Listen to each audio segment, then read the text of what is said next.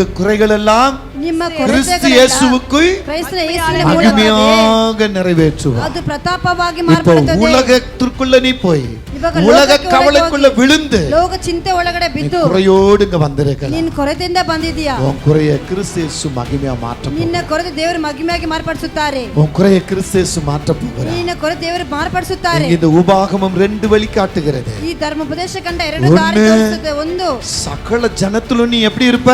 ಸಕಲ ಜನಾಂಗಗಳಿಗೂ ನೀ ಆಶೀರ್ವಾದವಾಗಿರುವಿ. இன்னொன்னு சொல்லுது, ಇನ್ನೊಂದು ಹೇಳುತ್ತದೆ, சகல ஜனத்திலும் நீ எப்படி இருக்கிற? ಸಕಲ ಜನಾಂಗಗಳಿಗೂ சாபமாகுவே. ஆமென். ಶಾಪವಾಗಿರುವಿ. சாபமா ஆசீர்வாதமா? ಶಾಪವ ಆಶೀರ್ವಾದ. உங்களுடைய வழிகளிலே நீங்க திருத்திக் கொள்வீர்களானால் ನಿಮ್ಮ ದಾರಿಯನ್ನು இந்த ತಿದ್ದುಪಡಿಸಿಕೊಳ್ಳುವುದಾದರೆ உபாகமம் 28 முதல் 2 வசனத்தின் ಈ பிரகாரம் ಧರ್ಮೋಪದೇಶ ಕಂಡ 28 அந்த ಮೊದಲ 14 வசனங்களில் சொல்லப்பட்ட ஆசீர்வாதம் உங்க மேல் வந்து பலிக்கும். 14ನೇ ವಾಕ್ಯದ ತನಕ ನಿಮ್ಮ ಮೇಲೆ ಬಂದು ನಿಮಗೆ ಸಫಲವಾಗುತ್ತದೆ. கர்த்தர் உங்களை ஆசீர்வதிப்பாராக. ದೇವರು ನಿಮ್ಮನ್ನು ಆಶೀರ್ವದಿಸುವರು.